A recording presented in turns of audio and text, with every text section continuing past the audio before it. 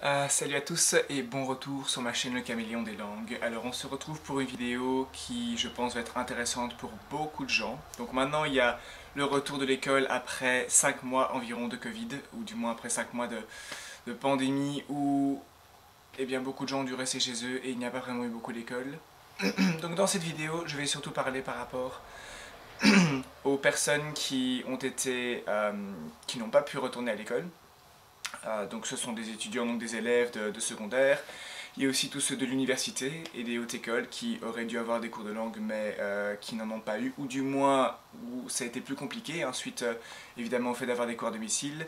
Ainsi que pour toutes les personnes en promotion sociale, par exemple, qui retournent sur des bancs scolaires, entre guillemets. Et aussi, bon, cette vidéo va aussi parler à tout un chacun. Donc dans cette vidéo, je vais expliquer comment faire pour ne pas oublier une langue, car c'est une chose d'apprendre une langue, c'en est une autre de ne pas l'oublier. Donc souvent, ce qu'on a, c'est que aujourd'hui, là, on est à la mi-septembre, et parmi toutes les personnes qui vont retourner sur des bancs scolaires, ou du moins dans des endroits où ils vont apprendre une langue, donc dans des locaux de classe, le problème va être qu'il y a pas mal de choses par rapport à la langue qui a été apprise qui auront été oubliées.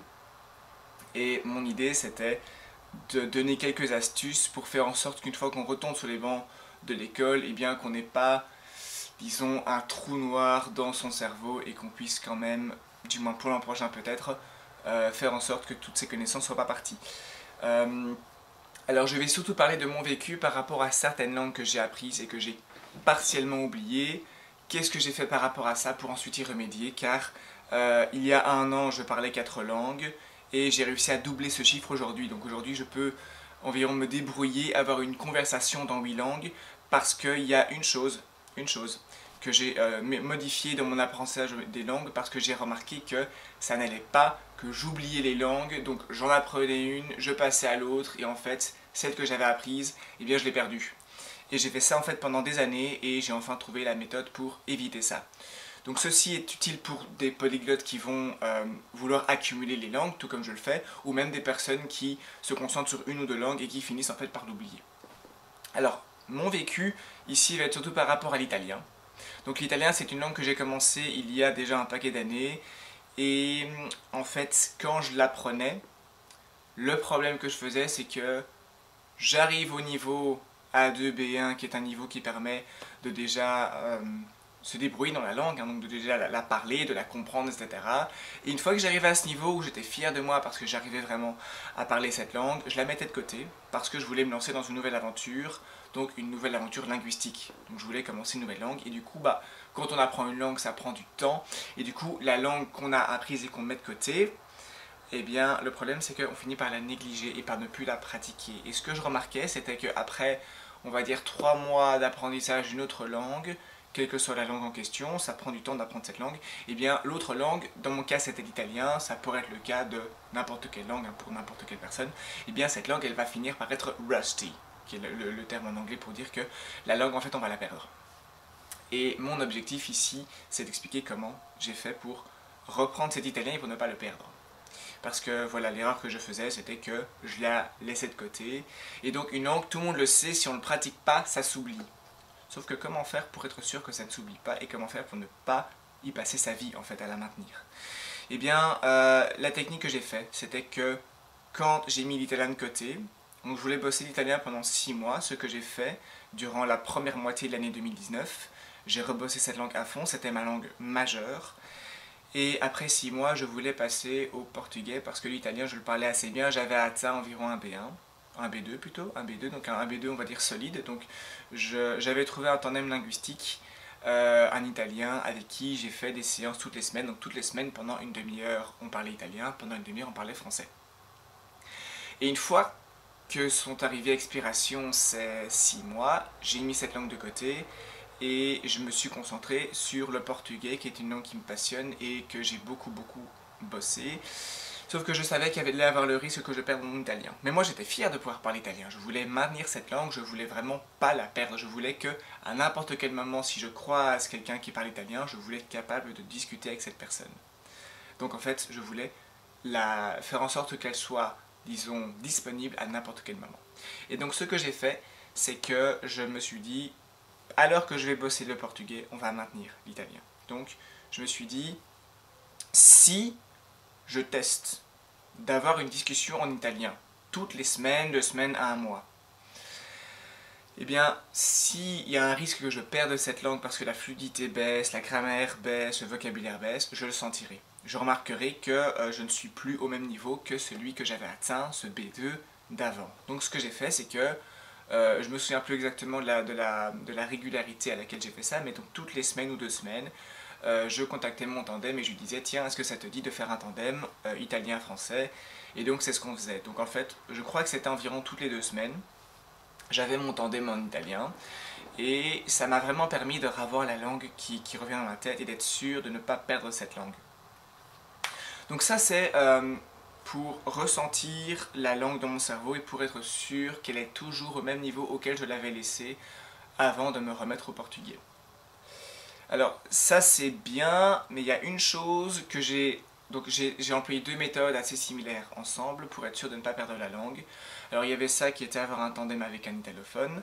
L'autre chose, c'était que j'ai suivi le conseil d'un certain Luca Lampariello, qui est un polyglotte très très connu, qui est aussi coach en langue et qui fait des vidéos sur YouTube pour donner des conseils sur les langues. Je vous conseille vivement de regarder un peu ce qu'il fait. Et donc son truc, c'est de pratiquer la langue tous les jours. Alors pourquoi tous les jours? Parce que ça permet d'avoir une régularité, ça permet en fait que la langue reste dans notre cerveau. Et donc ce que je fais maintenant depuis le début des vacances, hein, depuis que j'ai plus de temps, c'est que tous les jours je vais pratiquer les différentes langues que j'ai accumulées. Donc j'ai eu 6 mois d'italien où j'ai atteint le B2, je maintiens cette langue régulièrement. J'ai eu 6 mois de portugais où j'ai atteint entre le B2 et le C1, je le maintiens aussi. Et puis j'ai rajouté l'allemand et l'espéranto car ce sont des langues qui étaient plus faciles pour moi et donc que j'avais déjà bossé avant. Et je me suis dit, bah, si je le bosse un petit peu tous les jours, il va revenir car mon néerlandais maintient mon allemand et mes langues romanes maintiennent mon espéranto. Donc ce que je fais, c'est que maintenant, au quotidien, j'essaye d'employer ces 8 langues. Alors comment employer? Parce que 8 langues ça prend du temps et on n'a pas spécialement le temps dans notre vie de maintenir tout ça, c'est logique. Alors ce que je fais, c'est que je fais en sorte que pendant quelques minutes, tous les jours, la langue passe par mon cerveau, simplement.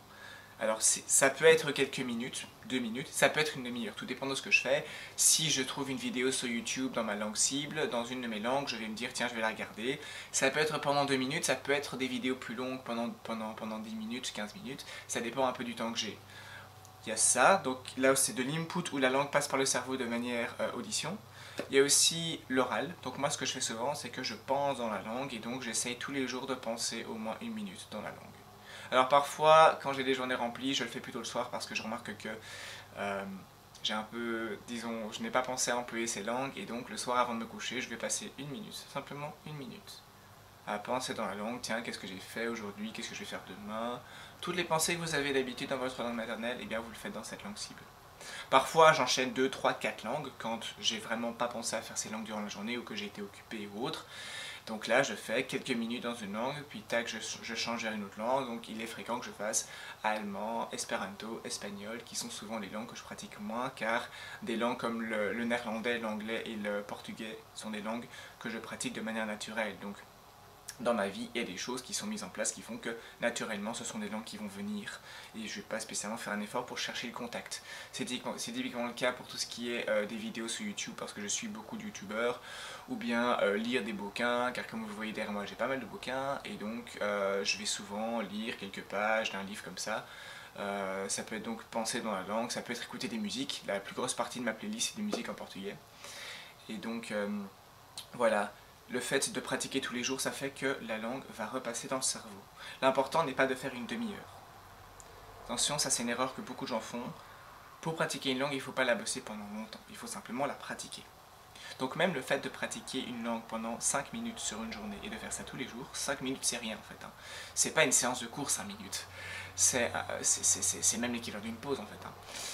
Donc juste en le faisant passer par le cerveau, quelle que soit la méthode, hein, que ce soit par l'audition, par la lecture, par l'oral, par l'écrit, ça peut être n'importe quelle manière d'employer la langue. Tant que la langue passe par le cerveau et par les neurones, ça veut dire que la grammaire va être sollicitée, la prononciation sera sollicitée si vous faites de l'oral, donc moi je fais beaucoup d'oral, donc là la prononciation est toujours réemployée, le vocabulaire basique est employé aussi, donc avec cette technique, vous êtes sûr que le cerveau emploie la langue, donc toutes les caractéristiques d'une langue vont passer par le cerveau, vont être un peu réveillées tous les jours. Donc ça, c'est une technique qui permet de le bosser régulièrement. Maintenant, quand je fais ma séance d'oral, je le fais parce que je veux voir si je suis capable de parler pendant longtemps, si le vocabulaire et la grammaire qui sont nécessaires pour avoir des discussions plus complexes sont toujours là. Parce que quand on parle 1 ou 2 minutes par jour, on dit souvent la même chose et ce sont souvent les mêmes points de grammaire, les mêmes auxiliaires, les mêmes conjugaisons qui reviennent, alors que si je parle pendant une demi-heure, je demande à mon correspondant, tiens, comment ça va, comment ça se passe avec tes langues, est-ce que ça se passe dans ton boulot, est-ce qu'il y a des nouvelles par rapport au Covid, comment ça se passe au niveau de la politique, et donc là on va employer des thèmes qui sont un peu plus complexes. Ça c'est surtout utile quand on est au niveau B1, B2, voire C1, ça permet quand même d'être sûr que toutes les parties de la langue, vocabulaire, grammaire, prononciation, toutes les parties de la langue de manière, enfin, par rapport à un niveau qui dépasse le A2, tout ça c'est encore sollicité. Donc voilà. Si vous n'avez pas beaucoup de temps, donc si vous ne savez pas mettre 1 heure par jour, par semaine pour votre langue, simplement écouter une musique, écouter un podcast, penser dans cette langue pendant 1 minute. Ce sont des choses qui sont simples, qui ne prennent pas de temps et qui pourtant peuvent faire la différence. Et donc si vous ne faites pas ça pendant 1 mois, si vous ne pratiquez pas la langue pendant 1 mois, vous allez ressentir qu'après vous allez avoir du mal à les réemployer. Alors que si vous le pratiquez tous les jours, ou au moins 1 fois par semaine, eh bien vous allez voir que ce rustiness, donc le fait que la langue parte, ça ne va pas se produire parce qu'on va continuer à l'employer. Évidemment ça peut prendre du temps, mais voilà, pour ceux qui n'ont pas vraiment le temps, faites 1 minute par jour, c'est déjà mieux que rien. Il vaut mieux faire 1 minute par jour et vraiment l'avoir employé que faire 1 heure toutes les 2 semaines. Parce que c'est la régularité qui l'emportera sur le fait de faire des séances qui sont longues. Des séances longues, c'est pas utile, sauf si vous bossez la langue à fond. Mais si c'est la maintenance, faites des séances très courtes. Voilà, j'espère que cette vidéo vous aurait été utile, intéressante, que vous aurez appris quelque chose.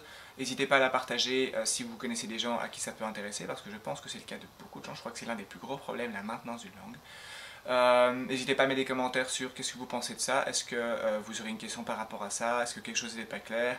Partagez aussi votre vécu, ça peut être intéressant pour d'autres personnes. Hein. Chaque vécu est intéressant à lire et à découvrir. Et sur ce, je vous retrouverai une prochaine fois pour une nouvelle vidéo.